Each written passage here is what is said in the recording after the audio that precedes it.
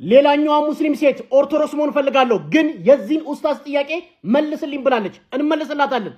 አንተ ኦርቶዶክስ ሆኖ ባለማተው ሆነ ለአምላክ እንዲው ለመንፈሳዊት 4 ደቂቃ መታገስ ከከበደ ሁሌም እንደምናገረው ብሎክ አድርገኝ።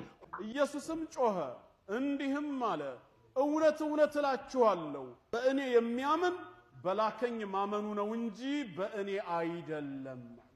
ኢየሱስ ተልኳል፣ መልእክተኛ ነው። የላከህስ ማን ነው ብለን ነው መጠየቅ ያለብን። ከዚህ አንፃር መልእክተኛ ነኝ ነብይ ነኝ ብሎ ካስተማረ በምን መልክ ነው አምላክ አድርገን የምንወስደው? ይሄ ኡስታዝ ጥያቄ ያነሳው የዮሐንስ ወንጌል ምዕራፍ 12 ከቁጥር 46 ላይ ያለው ነው። አነብላችኋለሁ። ኢየሱስም ጮኸ እንዲህም አለ፣ በእኔ የሚያምን በላከኝ ማመኑ ነው እንጂ በእኔ አይደለም ይላል። ስለዚህ በእኔ አይደለም የሚለው ያችን ነጥብ ይዞ ኢየሱስ ክርስቶስ ነብይ ነው እንጂ አምላክ አይደለም ብሎ መከራከሪያ ነጥብ አንስቷል። በደንብ አድርጋችሁ አዳምጡኝ። ኢየሱስም ጮኸ ይላል እንዲህም አለ፣ በእኔ የሚያምን ይላል። አዳምጡት። በእኔ የሚያምን በላከኝ ማመኑ እንጂ በእኔ አይደለም። እዚህ ጋር ነው ስላሴን አትረዱትም። ለዚህ ነው ሚስጥረ ስላሴ ብለን ሚስጥር ከፊት ያስገባንለት። ምክንያቱም እናንተ ስለማታምኑ ማለት ነው። ስላሴ ማለት የሶስትነት ሚስጥር ቃል አንድ ናቸው፣ በህልውና አንድ ናቸው፣ በመለኮት አንድ ናቸው፣ በባህሪ አንድ ናቸው፣ በፍቃድ አንድ ናቸው። ግን በስም በአካል በግብር ይለያያሉ። አብ አባት ነው፣ ወልድ ልጅ ነው፣ መንፈስ ቅዱስ እስትንፋስ ነው ብለን እናምናለን። ወደ ጥያቄ እንምጣ። በእኔ የሚያምን በላከኝ ማመኑ ነው እንጂ በእኔ አይደለም፣ በእኔ አይደለም እያለ አዳምጠኝ። በእኔ የሚያምን በላከኝ ማመኑ አይደለም። እኔ ስታምን አብን ታምናለህ እያለ ነው። አብ ወልድ መንፈስ ቅዱስ አንድ ፍቃድ፣ አንድ መለኮት፣ አንድ ስልጣን እንጂ በእኔ ብቻ መወሰነው ውሳኔ የለም። አይደለ?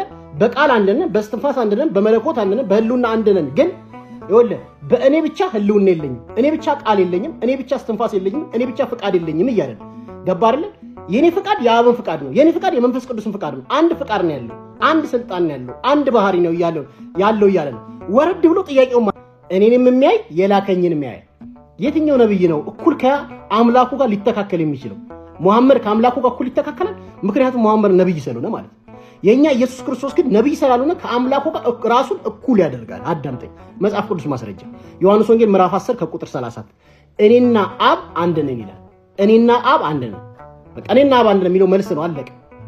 ቀጠል ይላል እኮ መጽሐፍ ቅዱስ በደንብ አታነበውም እንጂ የሚያምን ሁሉ ከጨለማ እንዳይኖር እኔ ብርሃን ሆኜ ወደ ዓለም መጥቻለሁ።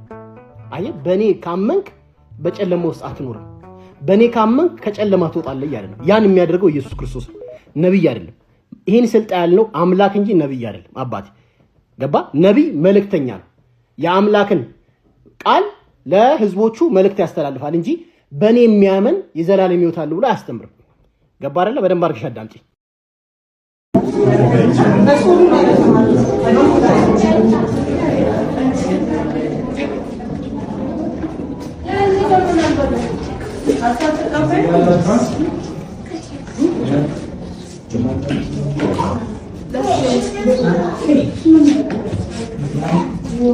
ሌላ ደረሰው አለ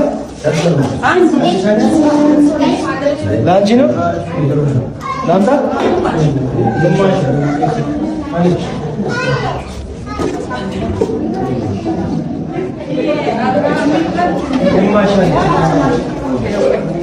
ዛና አይደል?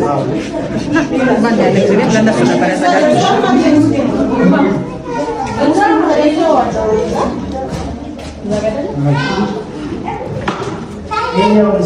እሱም ለሱ ነው ለልጁ።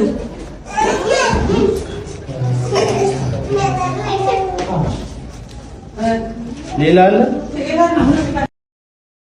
ሰላም ክርስቶስ ይብዛላችሁ። እንኳን አደረሳችሁ ለበዓለ ጥምቀቱ። ጥምቀትን በጎንደር ላይ የሚለው ላይ የተወሰኑ ሀሳቦችን በቲክቶክ እና በፌስቡክ በጽሁፍ መልኩ ለማጋራት ሞክሬ ነበረ። አንዳንድ የሚነሱ ሀሳቦች አሉ፣ እሱ እናየዋለን።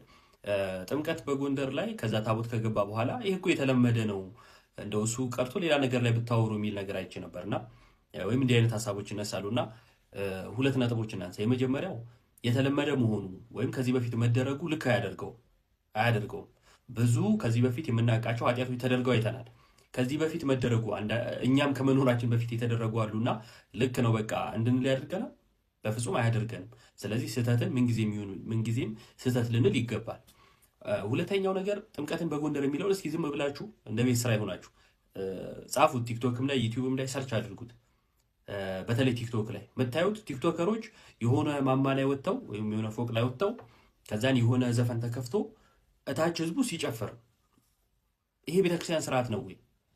በጎንደርም ያለውን የጥምቀት በዓል አከባበር ሰዎች ሊገነዘቡት ሊያዩት የሚችሉት በዚህ መልኩ ነው ወይ? አይደለም።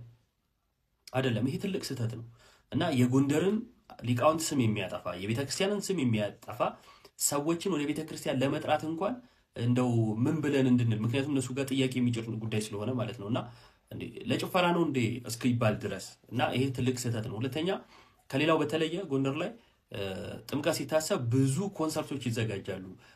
የሆነ የጭፈራ አውደ ርዕይ ይኖራል፣ በቃ ጭፈራ ለማሳየት እና እርማት ያስፈልገዋል የሚል ሀሳብ አለኝ። ሁለተኛው በተለያዩ ቦታዎች ላይ አዲስ አበባም ከአዲስ አበባም ውጪ ክፍለ ሀገር ላይ ከበዓል አከባበሩ በኋላ ታቦታት ከተሸኙ በኋላ ሰዎች የሆነ ቦታ ተቀምጠው እርስ በርስ ለመዝናናት ይቀመጣሉ ወይም የሆነ ቦታ ይገባሉ እና ይሄ ራሱን የቻለ ደግሞ ትልቅ ጥሩ ያልሆነ አስተዋጽኦ አለው።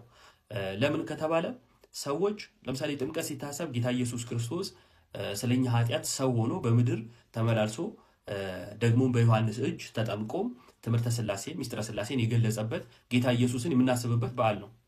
ጌታ ኢየሱስን እያሰብን ግን ደግሞ ለሰዎች መሰናክል የሚሆን ቦታ ስንገኝ ይሄ ከክርስቶስ ትምህርት ጋር ይጋጫል። እንዴት ነው ስለ ጌታ እያሰብን ግን ደግሞ ሰዎች ወደ ጌታ እንዳይመጡ እንቅፋት የሚሆን ቦታ የምንገኘው? አያችሁ፣ ይሄ እኔ ድንቅ የሆነውን የተወደደውን የቤተ ክርስቲያንን ስርዓት የሚያጎድፍ ነው ብዬ አስባለሁ።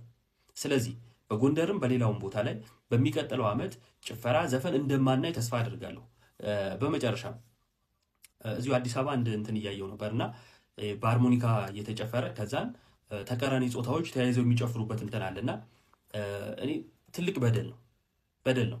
ለምን በሉ ባህል ሊሆን ይችላል ሃይማኖታዊ ባህል እንጂ ባህላዊ ሃይማኖት ግን የለንም። ሃይማኖታዊ ባህል በሃይማኖት የተቃኘ እንደመሆኑ በጎ ጎን ነው ያለው። ባህላዊ ሃይማኖት ያለን ከሆነ ግን በባህሉ ሃይማኖቱ ይቃኛል። ስለዚህ ጭፈራውም ባህሉን ይቀደመ ከሆነ ማለት ባህሉን አስቀድመን ሃይማኖቱን የምናስከትል ከሆነ ሃይማኖታችንን በባህሉ ስለምንመዝነው የቃኘ ነው ምን እናደርገዋለን? የስጋ ስራ ገበያ እናደርገዋለን እና ጥንቃቄ ይፈልጋል። ለሚቀጥለው ዓመት እነዚህ ነገሮች እንዳናይ በጣም ነው የሚገርመው። ኡስታዞቻቸው ምን ያህል እንዳጭበረበሩንና እንዳታለሉን ይህንን ክፍል ስትሰሙ ሴቶች ምዕራፍ ወይም ሱረቱ ኒሳ ላይ 136 ላይ እንደዚህ ይላል፣ እናንተ ያመናችሁ ሆይ በአላህና በመልእክተኛው በዚያም በመልእክተኛው ላይ ባወረደው መጽሐፍ በዚያም ከበፊቱ ባወረደው መጽሐፍ እመኑ። በአላህና በመላእክቱም በመጽሐፍቶቹም በመልእክተኞቹም በመጨረሻውም ቀን የካደ ሰው ከእውነት የራቀን መሳሳት በእርግጥ ተሳሳተ ይላል። ክፍሉ በግልጽ የሚናገረው ምንድነው? እሱ በመሐመድ ላይ በወረደ መጽሐፍና ከመሐመድ በፊት በወረዱ መጽሐፍቶች እመኑ ይላል። ወይም ከመሐመድ በፊት ከወረዱ መጽሐፍቶች አንዱ ተውራት ነው ብለው ያምናሉ። ታዲያ ስለ ተውራት ብዙ ያሉለት መጽሐፍ በቁርአን ውስጥ ተውራትን ማን እንደጻፈው እንኳን አይታወቅም። አይገርምም? ተውራትን ማን እንደጻፈው እንኳን ተውራትን እከሌ ጻፈው የሚል በቁርአን ውስጥ በ114ቱ ምዕራፍ ውስጥ አንድ ጥቅስ እንኳን የለም። ይሄ ብቻ አይምሰላችሁ፣ ተውራት ለየትኛው ነቢይ የተሰጠ እንደሆነ የሚናገር ክፍል የለም። ነገር ግን ኡስታዞቹ ምን ብለው አታለውናል ለዘመናት? ተውራትን አላህ በሁለት እጆቹ የጻፈው ለሙሳ የሰጠው መጽሐፍ ሲሉን ነበር አይደለ? ከ114ቱ የቁርአን ምዕራፍ ውስጥ አንድም ቦታ ላይ ተውራትን አላህ በሁለት እጆቹ ጽፎ ለሙሳ ሰጠ የሚል የለም። እና ኡስታዞቹ እንዲቀልደውብናል በውሸት ማለት ነው፣ የሌለውን እንዳለ አድርገው